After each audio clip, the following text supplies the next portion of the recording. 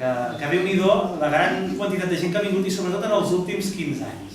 Llavors per això jo em vaig voler centrar en el que era la franja de població més jove dels 18, tot i que ja també hi ha gent de 16 anys, fins al més gran que té 35 anys. Llavors dintre d'aquesta franja d'edat, dels 18 als 30, que s'entén normalment que és la franja de gent jove, buscar de les 10 nacionalitats més presents al poble. Quines són aquestes 10 nacionalitats? Llavors aquí també tenim un problema, que una cosa són les dades oficials que ens dona el padró, que són per nacionalitat, i l'altra és per país de naixement. Llavors jo em trobava, per exemple, que entre els 10 països més representats a Blanes hi havia els italians i les italianes, però jo no trobava italians i italianes, i com pot ser que n'hi hagi tants i em costi trobar-los? Llavors clar, què passava? Que molta gent nascuda a l'Argentina o nascuda a l'Uruguai tenia nacionalitat també italiana, però clar, ells havien nascut a Uruguai o a Argentina.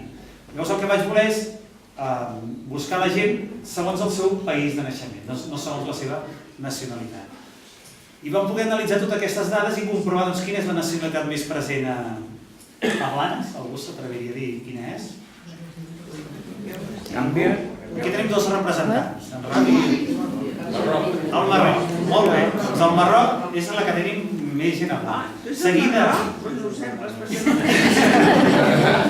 de molt a prop per Gàmbia també. I aquí també tenim representants, aquí tenim mescla de Senegal, que hi ha una barreja entre Senegal i Gàmbia, però també és molt interessant, per exemple, l'exemple de Max, de gent que ha vingut aquí a Blanes en els darrers anys però que ja han nascut a Catalunya. Molts pobles de la selva interior, com pot ser Búcies, Vidreres, han vingut Sils, han vingut cap a Blanes. La majoria d'ells han vingut aquí amb les seves famílies buscant una vida millor, un lloc de feina, d'acord? Llavors jo vaig voler, a part de la part fotogràfica i d'anar buscant totes aquestes nacionalitats que tenim: Marroc, Gàmbia, Senegal, Uruguai, Argentina, Colòmbia, República Dominicana, Rússia, Romania i Itàlia. Són les 10 nacionalitats. Però a poc s'hi anava afegint més gent, de Brasil, d'Equador, de Cuba, de Xile i d'Hondures, fins a conformar aquests 15 països, 67 persones. I em vaig aturar aquí després d'un any perquè això anava augmentant, no? Llavors vaig dir, ja tenim totes aquestes fotografies, tenim totes aquestes mirades que ens diuen alguna cosa més. Molts d'ells, durant aquest darrer any, han hagut de marxar als seus països. Molta de la gent que forma part d'aquest projecte dels nous blanencs ja són a Argentina, ja són a la República Dominicana, han hagut de marxar.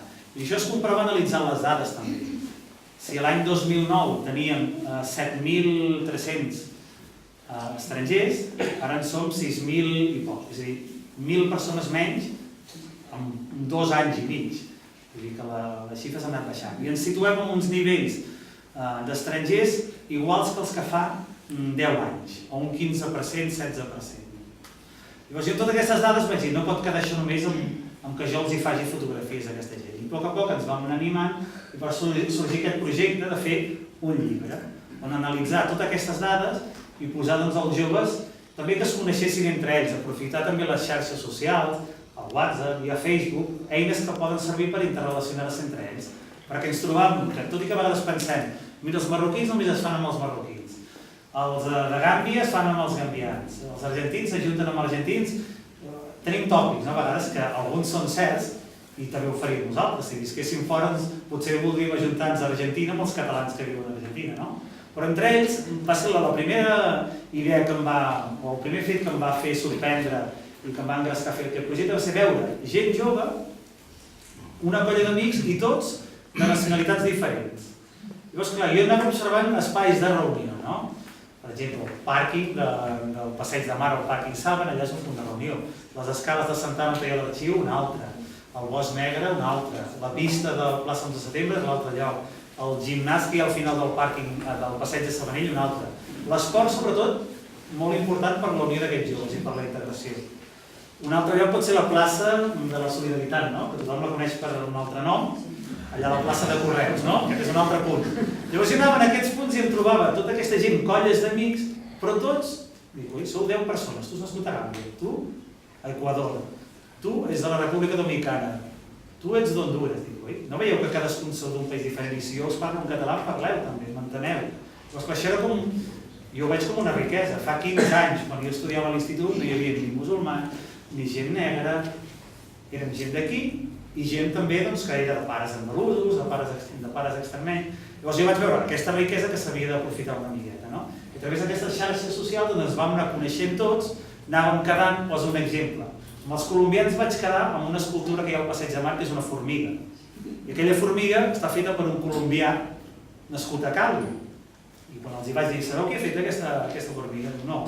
Mira, un Julián Zenón que ha nascut a Colòmbia. Ah, Colòmbia, mira, jo també. Diu, no, jo també. Tots eren els colombians, jo sabia que eren colombians.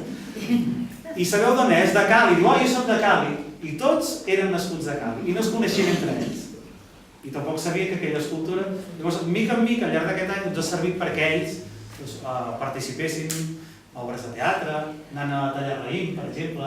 Algun altre ara fa un programa a Ràdio Blanes. És a dir, tots ells, n'hi ha un que és molt amic del Rei Negre, també és a dir. És a dir, tots han anat participant d'alguna cosa en el poble, no? I llavors, totes aquestes dades les vaig aprofitar i vaig fer el llibre. I en el llibre ens explica els nous blanencs qui són, quin tant per cent representen a Blanes, d'on han arribat, quins són els seus pobles d'origen, quins són aquests espais de reunió, quines llengües parlen. Però vaig dir, no m'aturo només aquí, faig una mica de retrocedir en el temps i mirar el fenomen migratori a Blanes. Veure com la gent de Blanes va haver de marxar a Amèrica al segle XIX, a Cuba i Puerto Rico sobretot, fent aquesta ruta del Tasajo que deien, no? Si a Blanes fèiem les embarcacions que teníem les drassanes aquí al Passeig de Mar, construïm els vaixells que anaven fins a Uruguai. Allà compraven una carn que es deia Tasajo, que era una carn seca, no? Una carn seca. Aquesta carn que permetia que durés en el temps, la portaven fins a Cuba. Quan arribaven a Cuba la canviaven per ron, per cafè, per tabac. A vegades fins i tot anaven fins a Nova Orleans i ho canviaven per cotó, per teixits i tornaven cap aquí. Podien estar un any. Llavors, clar, a Argentina i Uruguai tenim molta gent de família blanenca. Hi ha hagut gent des de fa 250-300 anys que hi ha gent blanenca documentada. El primer blanenc que va a Amèrica és del segle XVII, que era un missioner, que era conegut com Pau de Blanes, que va fundar diverses missions. Tot això ho vaig explicant també en el llibre i en l'exposició ho trobeu també amb aquestes miquetes de llibrets que hi ha al llarg del recorregut. Llavors, per exemple, no és estrany que hi hagi gent d'Uruguai, també hi ha gent de l'Argentina cap aquí, o per exemple, una altra anècdota interessant, els dominicans. La gent de la República Dominicana que viuen a Blanes, d'on són? Doncs la majoria són d'una població que es diu la Isabela. I què és la Isabela? La Isabela, temps d'Isabel la Catòlica, va ser la primera ciutat fundada pels espanyols en el Nou Món. Bé, la primera no, la segona. La primera fort nativitat, però els indígenes la van destruir. I els espanyols van haver de fer una segona ciutat, que és la primera, que es diu la Isabela. Doncs els dominicans que tenim a Blanes venen precisament d'aquesta primera ciutat que van anar a fundar els espanyols. Llavors he anat recopilant curiositats. Llavors ja venim més cap aquí en el temps, tenim el cas de la gent d'Almeria, de la gent d'Aragó en la dècada dels anys 20, i després el cas que tenim aquí a Blanes de la gent d'Ardales, a finals de la dècada dels 19, d'aquesta població de Màlaga, que ens va venir tanta quantitat procedent d'aquest petit poble. Per això no ens estranya que entre la gran majoria de gent nascuda a Andalusia, una bona part, són 700, gairebé 800 persones, són nascudes a la província de Màlaga. És a dir, buscar el per què tenim gent d'aquests diferents llocs. I veure com els blanencs també hem anat a Amèrica, però també, per exemple, el cas de Galícia. En el segle XVIII ja molts blanencs van marxar a Galícia. Dos famílies, una es diu Barreres, si aneu a Vigo hi ha les drassanes Barreres que fan els grans vaixells que van a buscar el bacallà, són d'origen blanenc, i una altra família que va sortir de Blanes per anar a Galícia són els Massó, que van fer les conserves Massó. Curiositats que a vegades no les sabem, doncs les vaig voler recollir. I res, doncs convidar-vos a passejar-vos si no ho heu fet, mirar aquests retrats d'aquestes 67 persones, agrair a tots els participants, avui en tenim 4 aquí en representació de tots ells, agrair també a la gent que m'ha ajudat col·laborant, com és la Fundació La Caixa, la Casa d'Ardales de Blanes, l'Ajuntament d'Ardales, l'Ajuntament de Blanes, Rondon Disseny i el Cor de Can Bassó de Palau. Em sembla que no em deixa ningú, i els mitjans i a tots els que heu vingut.